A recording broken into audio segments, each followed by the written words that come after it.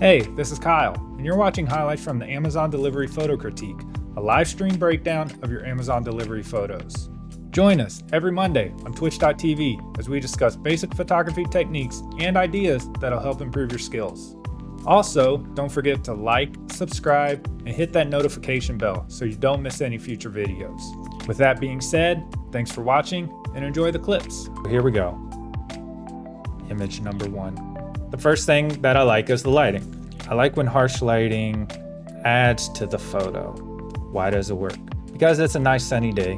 With this sun going down, it's causing these nice harsh shadows. They're just like cutting into things. Laszlo says it makes the relief on the door stand out. These shadows here, they give everything depth. Depth is good. I appreciate any and all observations. We're all about discussion here. Another thing that I like, the welcome mat.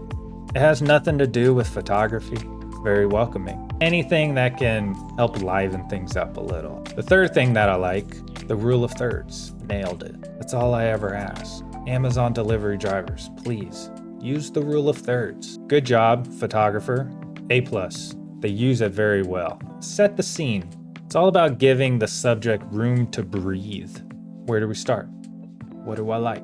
First off, I like the deliverer's hand. What I also like is the use of the number sign right here. I like that they use this so you know that this package has been delivered to number 307. There's no doubt where it went. If it's not there, check 308, maybe 306 has it. It is important to them that you know exactly where the package is. When you get the notification, it says, hey, your package is here. Here's a photo.